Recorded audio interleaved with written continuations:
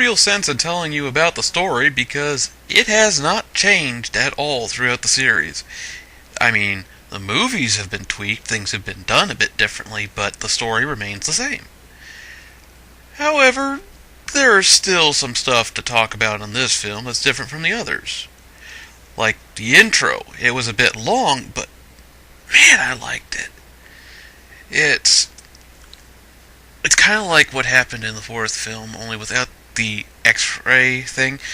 It was a bunch of debris representing the deaths that had occurred in the first films, getting smashed against glass, and it was pretty artful, and it was done in a cool way.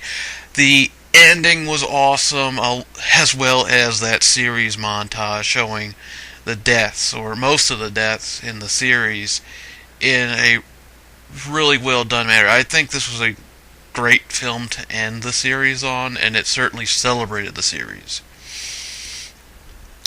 This is more like the original. It has that suspense that I was craving in the fourth film.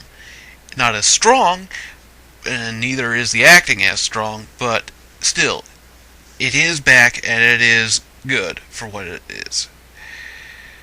Or at least for what is presented.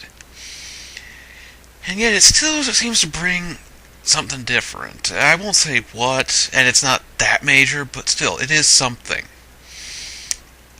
There are a couple of funny moments, specifically two that I could point out. One of them was a bit long, and I was worried that this was going to turn into a parody of the series, but fortunately it didn't. The deaths were not that different from what I've seen before, not from what you've seen before, but they were better executed than in the fourth film.